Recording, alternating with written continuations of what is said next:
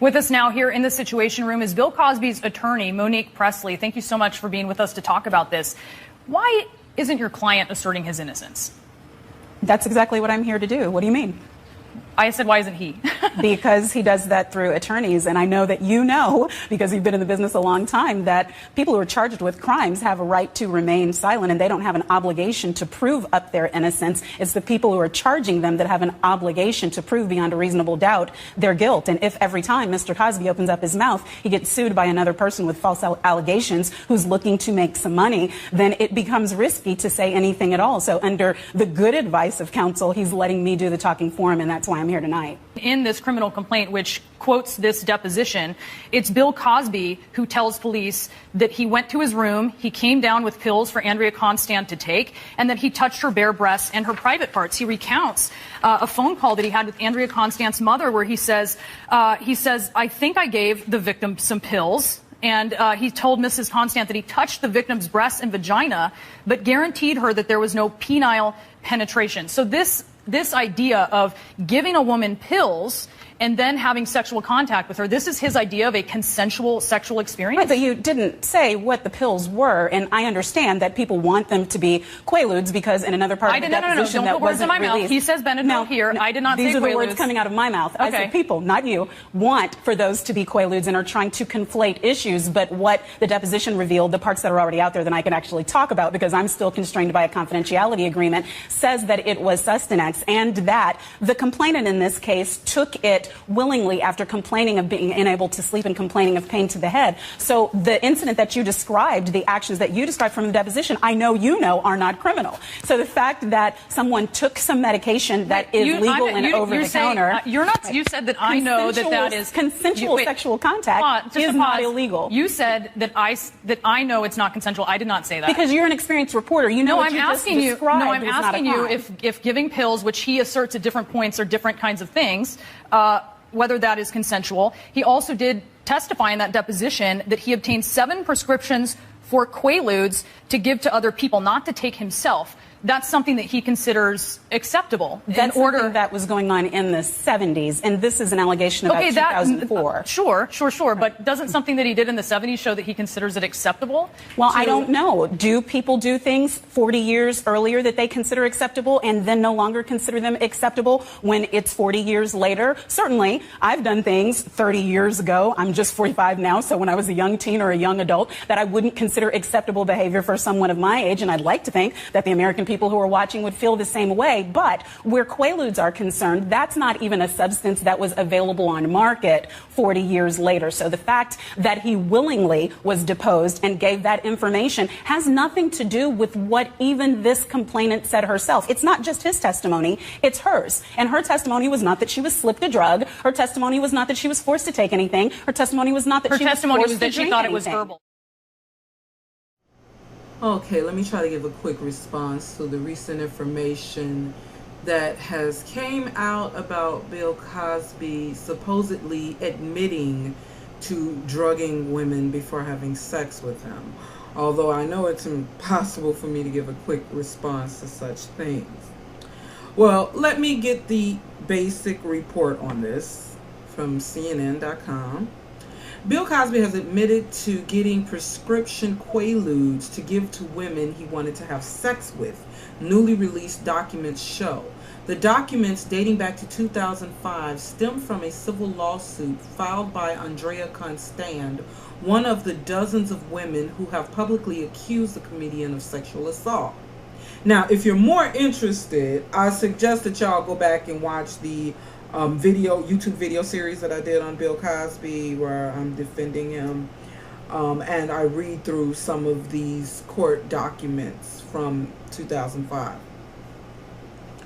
The records were made public Monday after the Associated Press went to court to compel their release.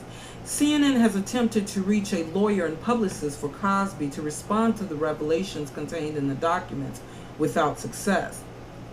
His longtime publicist, David Brokaw, said, "We have no plans to issue a statement." In a sworn deposition, Cosby answered questions from Constand's attorney, Dolores Troiani. "When you got the Quaaludes, Was it in your mind that you were going to use these quaaludes for women that you wanted to have sex with? Troyani asked. Yes, Cosby replied. Did you ever give any of those young women the quaaludes without their knowledge? Troyani asked. Cosby's attorney objected and told him not to answer the question. While Cosby admitted that he acquired several prescriptions of quaaludes with the intent to give sedatives to young women he wanted to have sex with, he has not admitted to actually drugging any of his accusers.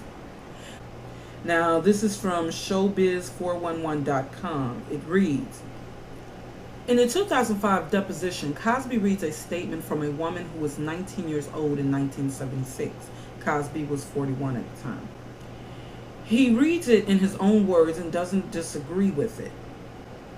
She meets me backstage. I give her quaaludes. We then have sex. He adds, I can't judge at this time what she knows about herself for 19 years, a passive personality.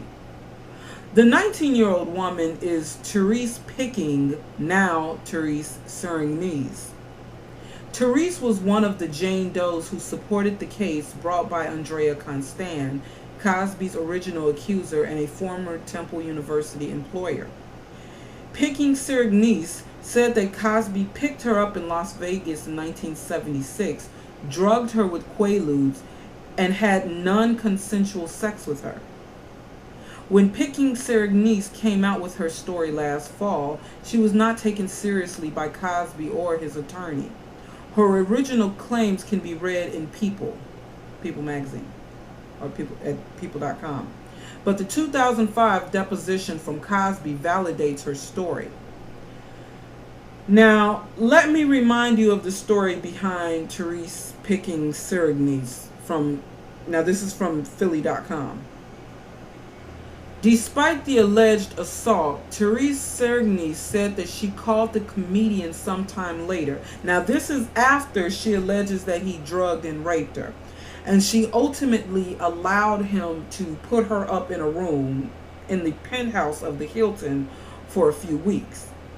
After that, she says she was kicked out over a pregnancy scare but maintained sporadic contact with Cosby for the next 20 years. Serignies also says that she accepted cash and gifts from Cosby and alleges that she had one consensual sexual encounter with the comedian in 1985. This is from people.com. Therese says she can't recall how many sexual encounters followed or whether drugs were involved each time, but sex was not always expected, she says. There were dinners with Cosby and others, and she claims he gave her $200 to buy a dress. The non-sexual outings convinced her a friendship was taking root.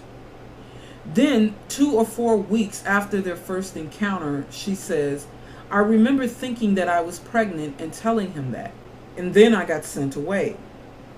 Contact stopped instantly, she says, until 4 years later when she was again in Las Vegas, called him up and he offered her a trip to Vail, Colorado, which she accepted and then skipped.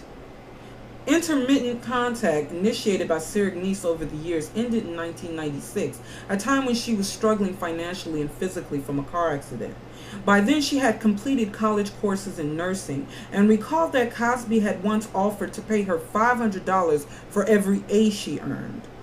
In the last conversation between Serignies and Cosby, which was overheard and confirmed to People by Serignies' sister, Serignies reminded Cosby of his offer. Serignies herself remembers, I got off the phone and I was crying so bad, he made me feel horrible, like I was trying to do something to him. That was not my intention. I didn't say anything, just, you said this, you make good on it. That's all that was said. Now, no, we're not talking about a 19-year-old female at this time. I believe that she was in her 30s at this time. The next day, she says, came a call from a secretary directing Serignies to a $10,000 wire transfer. So he sent her $10,000 in money. Sirigney says that she joined the lawsuit in 2006 and is speaking out now because he hurt me. He changed the course of my life. He made me a victim. I felt powerless. As much as I've heard him say that people go after him for his money and because of his fame, I think it's the opposite. I think he uses his fame and fortune to come after people's innocence. Okay, let me remind y'all, even though Therese claims to have been unknowingly drugged and raped, and all of this being unconsensual, this woman, Therese, she stayed in contact with Bill Cosby by choice for like 20 years. Now, she blames her mother for this, saying that her mother was pretty much making her call Bill Cosby. But she was legally an adult when she first met Bill Cosby. She was 19 years old. And although she may have been young, she was still an adult. And she stayed in some sort of willful relationship with Bill Cosby for 20 years after that, until she was nearly 40 years old, still calling him, basically asking him for money. Cosby initially agrees in the deposition that he was planning to give quaaludes to women, plural. Then he says, after coaching from his lawyer, he misunderstood. It was just Therese Sirigney that he was talking about, not necessarily women in plural. Here's a simple question and answer from the court documents. Dolores Troiani, representing Constant, she asks the question and Cosby answers it. Here's the question. When you got the quaaludes, was it in your mind that you were going to use these quaaludes for young women that you wanted to have sex with? And Cosby answers with a simple yes. So y'all have to understand that he answered yes to the question, were you going to use these quaaludes for young women, plural? So that looks very bad on Cosby, even if he was just thinking of that one female. You see, he answered yes to a question about women, plural. So now any and all of these females can use this against him. And I'm noticing how they are supposedly allowing for the public to see the 2005 court documents. However, they're only giving you convenient bits and pieces. Like in an article at rollingout.com, they're speaking on how Bill Cosby supposedly gave women the drug. Okay, this is from the document. Troiani questions, so you broke one pill in half. Where are the three? If you have one half and one whole one, that's two. Are you saying you broke the whole one so you had three halves? Cosby answers or responds, yes. Troiani, why would you break the whole pill in half and give her both halves? Cosby responds, because they're long. Okay, now the article, it does not say exactly what Cosby is referring to. I mean, he could be referring to what was done with one particular woman, for instance, Therese Sirigney or Andrea Constant, or he could be talking about what he would do with women in general in giving them drugs or whatever. But it's obvious that this article, they're only giving you convenient bits of what's in the court documents to make you believe that Cosby is responding to what he does with women in general, as if he regularly gives women, plural, drugs. And he messed up in answering yes to the question on him having quaaludes for women. So, you know, despite my opinion, he's screwed. But you have to ask yourself, why was Bill Cosby, why was he being so honest about this? I mean, why did he admit to giving at least one woman quaaludes and using quaaludes for sex? A lot of times people are really honest like that when they don't believe that they've done anything wrong. Like, I've always mentioned this with Michael Jackson when he spoke of how he's allowed children and their mothers and stuff. He spoke on how he's allowed children to lay in his bed. Now, why would he have to be so open about this when he didn't even have to mention this, obviously, because Michael Jackson didn't feel as if he was doing anything wrong. Do you remember Rick James' 1981 hit song, Super Freak? In that song, he talks about groupies and females that he and his band members have had sexual encounters with, or the super freaks. And there's a line in the song where he says, room 714, I'll be waiting. Now, 714, that was street slang for metaqualone, if I'm saying it correctly. Metaqualone, it's more commonly known as Quaaludes, okay? It's the once prescription drug Quaalude, for Quaaludes. And understand that before 1985, or was it 1984? Before 1984, you could easily get Quaaludes through a prescription. And they were a very popular recreational drug in the 1970s and early 1980s. Baby boomers, now, they are not stupid to this, okay? Especially if they partied in the 70s. They were not stupid to this. Although they're trying to convince us, Generation X's and those of the younger generations, that this was some illegal, forbidden drug that Cosby had. This was some drug that was only used for underground sinister intentions, like knocking someone out cold and making them totally unaware, totally unconscious. Now, I'm reading from thefix.com. Considering one of Quaaludes' most commonly used nicknames was Disco Biscuits, it should come as no surprise that Ludes, that's short from Quaaludes, it should come as no surprise that Ludes were at the height of their popularity in the 1970s. Prescribed as a sedative and to treat insomnia, the little white pills became prized recreational drugs once people found out they both lowered inhibition and increased physical sensitivity. By the mid-1970s, around 4 million Quaalude prescriptions were written each year, and juice bars with names like the Inferno and Fudge Factory started popping up in New York so people could dance and pop ludes together. As stated at Wiki, the drug was often used by hippies and by people who went dancing at glam rock clubs in the early 1970s and at discos in the late 70s. Okay, again, this slang term was Disco Biscuits.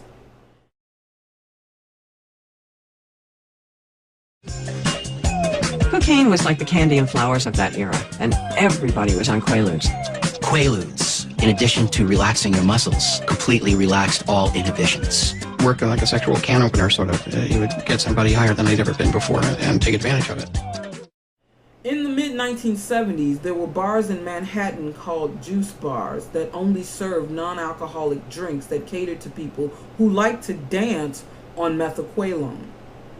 So, although Quaaludes help you to relax and could put you to sleep, people were dancing and partying on Quaaludes, which says that this was not necessarily a date rape drug, although a person could use these drugs if they had intentions of sexually taking advantage of someone. But if people were able to dance and party while taking these drugs, this says that they didn't necessarily lose consciousness or total awareness while on the drugs, even if they may lose some of their inhibitions, which is obviously the intentions behind a man giving this drug to females, as when a guy brings some weed or some wine on a date with a female. And as we know, guys will do all kinds of things to set up a situation for sex, whether it's putting on certain type of music or bringing a bottle of wine. But this does not necessarily mean that the guy is a rapist or that he has intentions of raping anyone. Is he being immoral? Yes. He may even be a pig or a deceptive dog, but that doesn't necessarily mean that he's a rapist. And the 70s, they weren't a very moral time, nor was it a very politically correct time. You know, you couldn't tell jokes like the joke that Cosby told on the Spanish Fly. You couldn't tell those same jokes today. And it was stated that Hugh Hefner of Playboy, he referred to Quaaludes as being thigh openers. So I'm assuming that guys would offer this to girls to loosen them up, but not necessarily knock them out. And perhaps Cosby was so honest in the court questioning, responding to the questions, thinking that it would be understood why he had possession of Quaaludes back in the 1970s, being that they were often used as a recreational drug and even an aphrodisiac back then. And remember, these were legal drugs at these times. These were considered recreational drugs in the 70s, even if that wasn't necessarily the intention. But by 1985, you could no longer get Quaaludes so easily, okay, being that it was found out how they were addictive, how they could be addictive. And I know that y'all remember the Tony Montana quote from Scarface, where he says, "Another Quaalude and she's gonna love me again," something like that.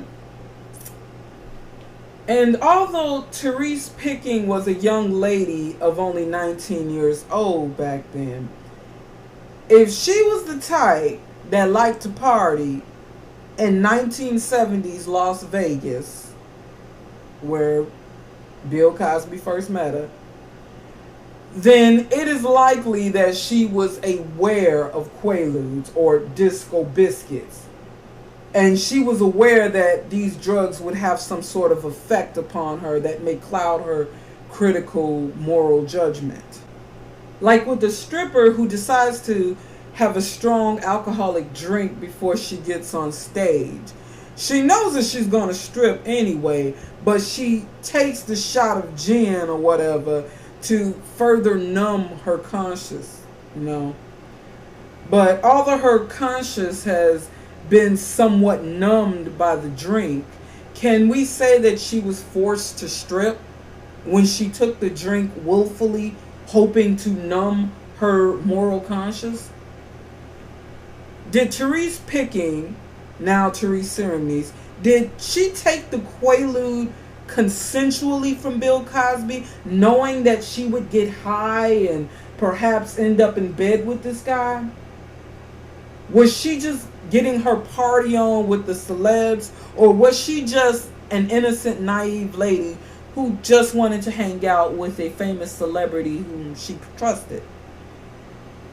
Now, hey, I have to admit that when I was sexually assaulted as a young woman, I can say that I had made a very dumb, naive decision myself. So I'm not going to just question or criticize her for going to this hotel room, but you have to look at the fact that she kept in contact with this man, calling him and getting money from him, requesting money from him 20 years after that incident that she claimed was a sexual assault.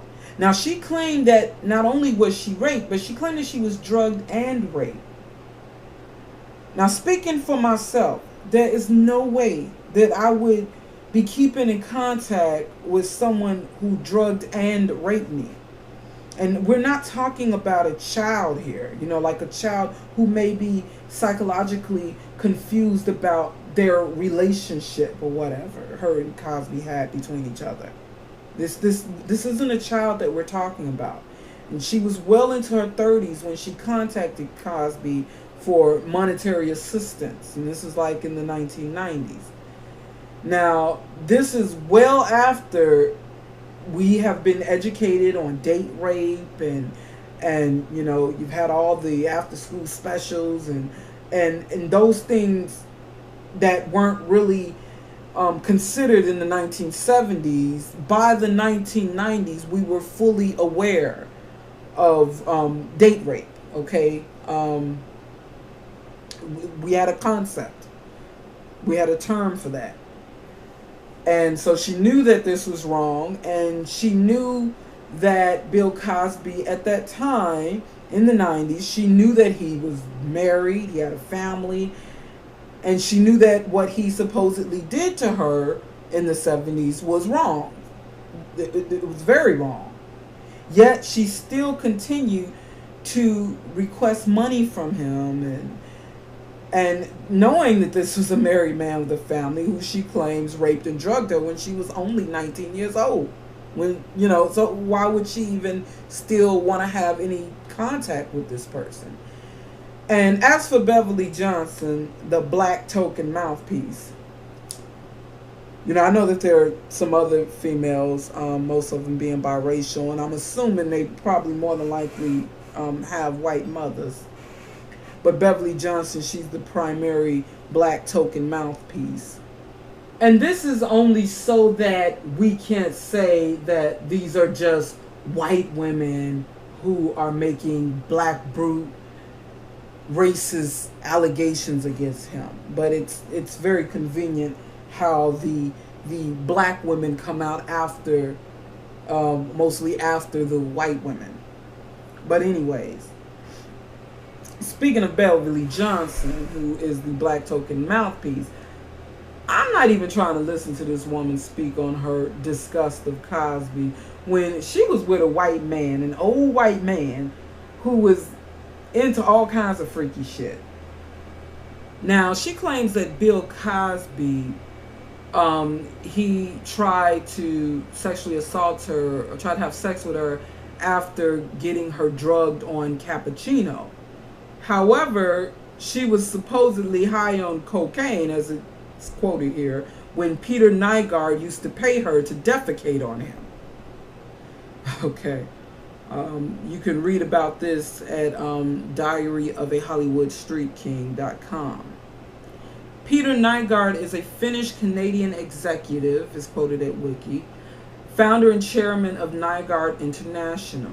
He was rated the 70th richest Canadian by Canadian Business Magazine in 2009 with a net worth of $817 million. Sources say Peter Nygard suffers from a disgusting, kinky sexual fetish. Okay, this is from diaryofahollywoodstreetking.com. Here's what one of Nygard's former ladies had to say about the Nygard International CEO. Peter has a lot of women, and he supported us all financially. I was Peter's girlfriend, and Pamela Anderson was dating him too. Pam was getting $38,000 a month to be Peter's girlfriend. Beverly Johnson was getting sponsored by Peter too. I don't know how much he was paying Beverly, but I know that I was only getting $5,000 a month. I was pissed at what I was getting paid, so I asked Peter, why is Pam making more money than me? Peter told me black girls were cheaper. Peter always kept the morning after pill around because he didn't want any girl trying to get pregnant on him. Jackie, Peter's main girl, can't go to the bathroom when she wakes up in the morning. Know why? Because Peter's main girl has to go straight to his room and urinate and defecate on him. Don't believe me? Ask, put some female's name here. He used to take us to the Bahamas, and that's where a lot of shit went down, but that's another story. I'll say this, Peter is an effing racist. Now, whether or not what she did with Peter Nygard was totally consensual, I'm speaking of Beverly Johnson here, I've got to question why Beverly would even be involved with such a person. And I've exposed in my prior videos on the Bill Cosby allegations how Beverly Johnson has an alleged history of lying on her exes, supposedly making false claims of abuse, etc., that she's even had to retract in court statements. You know, I recall reading where she's had to give an apology for untrue statements that she's made against an ex. Although the media, they refuse to even mention this. And let me mention some information on Joan Tarshis that I had left out of my prior videos. Now, this is from, let me see, jraskin.wordpress.com. Ms. Tarshis is very specific about the date she claims to have been initially assaulted by Bill Cosby. She says it happened in the fall of 1969. She talks about Cosby was very hot then with his first sitcom, The Bill Cosby Show. This show only premiered September 14th, 1969. If Tarshis says he was hot from the show, it must have been after September 14th when this show first aired. And checking multiple sources, including Newsday, the New York Times, the Long Islander New York Magazine, and the Village Voice, I found that Bill Cosby did not appear at the Westbury Music Festival in the fall of 1969. He only appeared at the Westbury Music Fair for 3 days that year, May 30th, May 31st, and June 1st. This basically destroys the credibility of Tarshis' whole story. If Bill Cosby did not play at the Westbury Music Fair in fall 1969, she could not have been taken there and drugged. If she met Bill Cosby at the Westbury Music Fair on May 30th, 31st, or June 1st, 1969, she could not have met him for the first time in California in the fall of 1969, several months afterwards. We cannot simply reverse the order of the two meetings. The first at the Westbury Music Fair in the spring, and the second in California at the Bill Cosby Show, set in the fall of 1969. Tarshis recollects that Cosby called Tarshis' mother at her house and sent a limo to pick her up. She says that she was afraid to go because he had already raped her in California. This becomes senseless if she had not already met Cosby in California. In a People magazine interview, Tarshis places the time he was at the music fair about a month after she was on the Bill Cosby set shooting with him. The November 19, 2014 article says, Tarshis went home to her parents in Brooklyn where Cosby called her about a month later, she says. The only possibility to save Tarshis' story is to assume she mistook the spring for the fall and she met Cosby in April or early May 1969 in California and saw him a second time at his May 30th, June 1st Westbury appearance. One bit of evidence supports this scenario. She claims that there was an earthquake or tremor when she arrived in LA. There was only one large tremor felt in LA that year, and it was in April 28th. However, it was only felt for several seconds as a rolling motion. She says, I began to tell him about the earthquake that Los Angeles had just had and the sound it made. This would put the telling of the story around the first week of May. This would be about a month before Cosby's appearance at the Westbury Music Fair that year. There are, however, four major problems with this, a number of major problems with this alternate scenario. This conflicts with time elements in her story with the activities Godfrey Cambridge, Sidney Poitier, the filming of The Bill Cosby Show, and Tarshis' own resume described when she became a writer.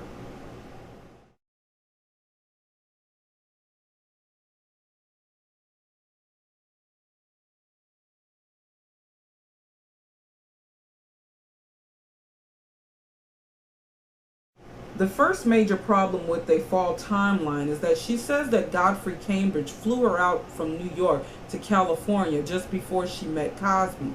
Cambridge was mainly in New York and Chicago for at least 3 months before June 1st. He appeared on many New York talk shows and one Chicago show and started filming Cotton Comes to Harlem in New York in early May 1969. It makes no sense for Cambridge to fly 21-year-old Tarshis out to California to work on a monologue if he is in New York City and Chicago all this time.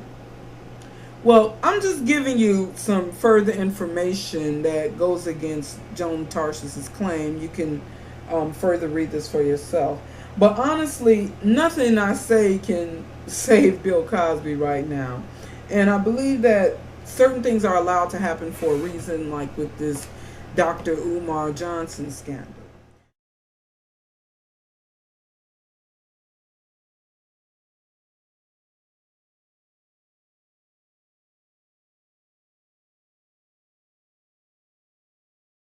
There are those who are going to question me, especially considering that I'm a female, and they're going to question me defending these men who have committed these immoral acts with and against women. I mean, even if I don't believe that Cosby committed any criminal act, I can't deny that what he has done, and just cheating on his wife alone is immoral, okay? You know, I've never said that I'm totally cool with what Cosby has done. You see, I'm defending Cosby for the same reason I defended Michael Jackson.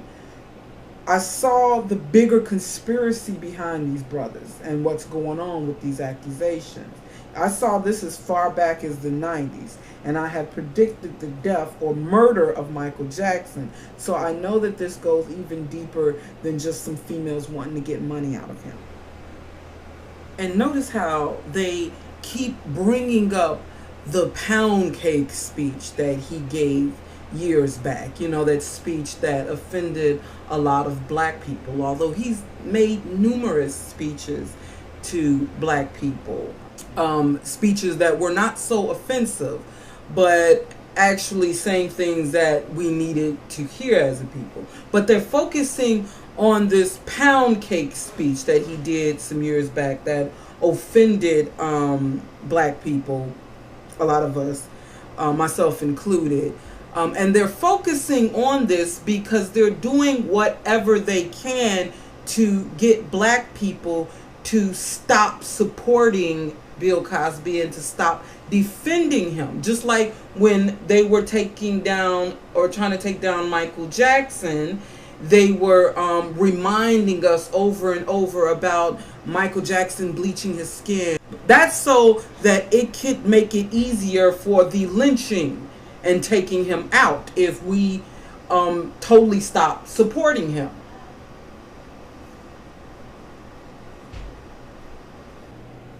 This wasn't even just about extortion with Michael Jackson and Bill Cosby. Y'all got to understand. And we cannot overlook history.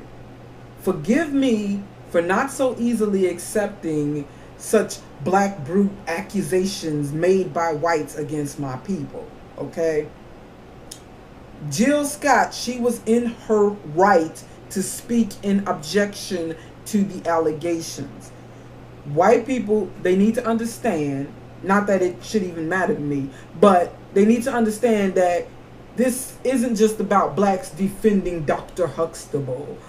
We're not able to accept a fictional character as being fictional. There are some of us who didn't even see the Cosbys as being realistic, okay? And I'm not just saying because they were a doctor and lawyer, you know, I just, with me, it was a thing I just couldn't really relate to them. I never, you know, I expected to see a black family like physically disciplining their kids. You know, that's what I thought back then.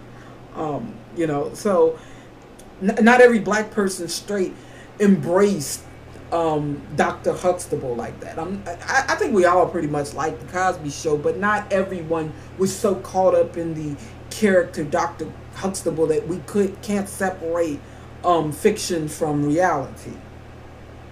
Okay, so they need to understand it's not just about this. This is about something that's much deeper, a history. Okay, a history. So many black men have been falsely jailed and brutally lynched and murdered and beat over shit that they were accused of doing that they did not do. Okay, being accused of by whites, particularly white women, of doing something that they did not do. Okay, so this goes a lot deeper than just us not being able to accept that Dr. Huxtable could be a rapist. Okay, and to Miss Amy Schumer, Miss Milk Lemonade, how are you trying to have this little skit poking at Bill Cosby being a rapist when you talked about how you sexually took advantage of a young man while he was drunk? I believe you gave a true account of this, telling your own story. Now, aren't you admitting to doing the same thing that Bill Cosby supposedly is accused of doing? But I guess it's not going to be considered rape since you're a female, right? Oh, and let me point something out in consideration of Luenell and her recent interrogation of actor John Amos on Vlad TV panel. Let me point something out. Luenell, she expressed being very disgusted with Bill Cosby, and she was, to me, she was trying to make John Amos feel bad even for saying that he had a nice time working with Cosby on the set of the Cosby Show. However, let me point out that Luenell was in the film Borat, if you can remember the film Borat, for like about 10 years ago. Okay, and in that film Borat, there were jokes on rape.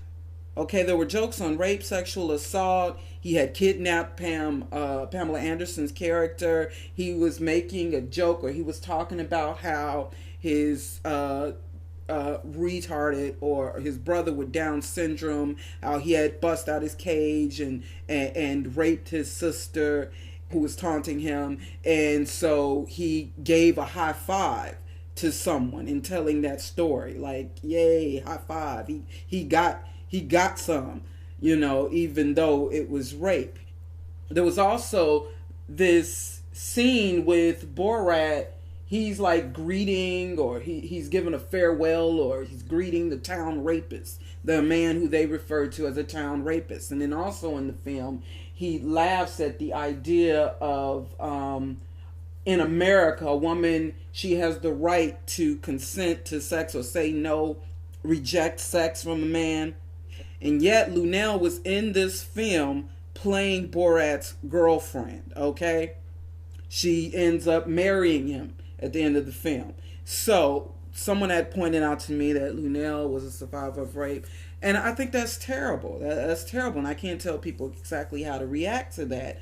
But for her to be as ugly as she was, and talking about Bill Cosby, okay, and interviewing John Amos, talking about how, he's going to die in prison.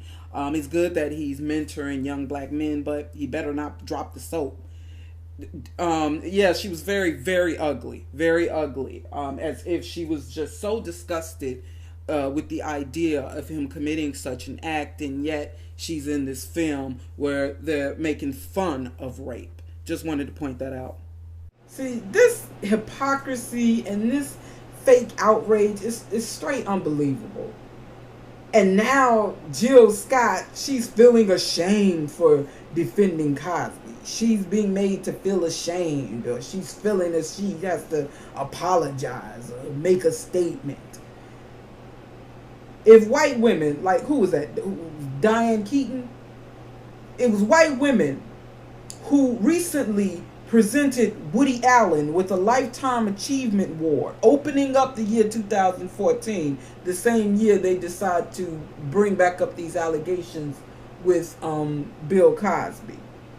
They present Woody Allen, who has slept with his children when they were underage, and he's married to a young female that he raised now.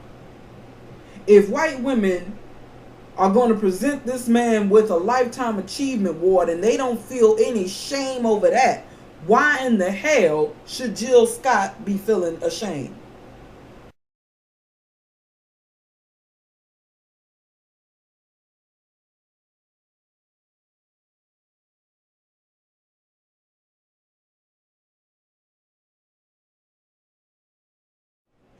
Like I've said, the woman who made up the false story against the 14-year-old child, causing the child to be pistol whipped, have his eye gouged out, and his tongue cut off and shoved down his throat, she is still alive and living comfortably. She's never had to serve any time for this. And I'm supposed to feel guilty for for just giving my opinion in defense of Bill Cosby, who has no real evidence against him besides hearsay? I'm supposed to believe that over 30 white women were drugged and raped by this man, and not one made a single report to the police or even have medical records of going to the hospital to get checked out or anything. No sort of, nothing to back this up. Please. Black folks, we need to question white people on their lack of reaction to Woody Allen and Roman Polanski. Where is the continuous media coverage? Where is the continuous late night talk show jokes?